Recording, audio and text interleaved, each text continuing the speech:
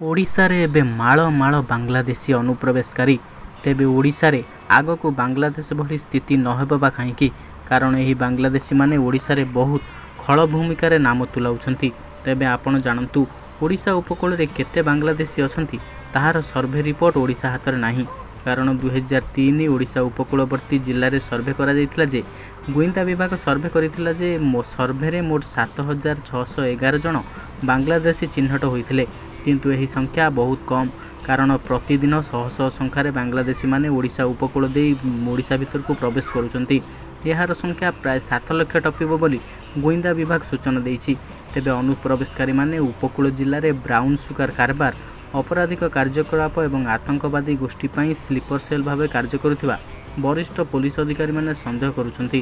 ଏମାନେ ପରିଚୟପତ୍ରରେ ନିଜର ଠିକଣା ଓ ଧର୍ମ ବଦଳାଉଥିବା କୁହାଯାଇଛି। ଅତୀତରେ ବାଲେଶ୍ୱର ଜିଲ୍ଲା ଚାନ୍ଦିପୁର କ୍ଷେପଣାସ୍ତ୍ର ଘାଟିରୁ ତଥ୍ୟ ଚୋରି ମାମଲାରେ ସ୍ଲିପର ସେଲ୍ଙ୍କ ଭୂମିକା ଚର୍ଚ୍ଚାକୁ ଆସିଥିଲା। ବାଂଲାଦେଶ ଓ ପଶ୍ଚିମବଙ୍ଗ ସୀମାରେ ଥିବା ଲାଲଗୋଟା ଚେକଲେଟ୍ ରାସ୍ତାରେ ବ୍ରାଉନ୍ ସୁଗାର କଲିକତାକୁ ମଧ୍ୟ ଆସୁଛି। ସେଠୁ ଜଳେଶ୍ୱର ଦେଇ ସାରା ଓଡ଼ିଶାକୁ ଚାଲାଣ କରାଯାଉଛି।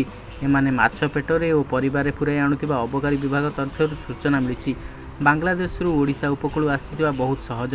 ତେବେ ବାଂଲାଦେଶୀମାନେ ଓଡ଼ିଶା ଉପକୂଳକୁ ଏବେ ସହଜରେ ଆସିପାରୁଛନ୍ତି।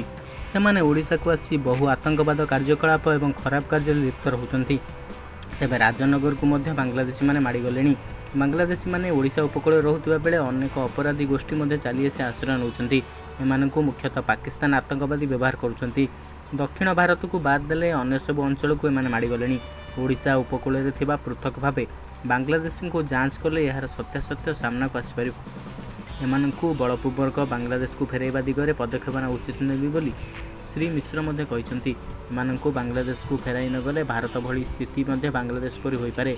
ତେବେ ଭାରତ କହିବାକୁ କଷ୍ଟ।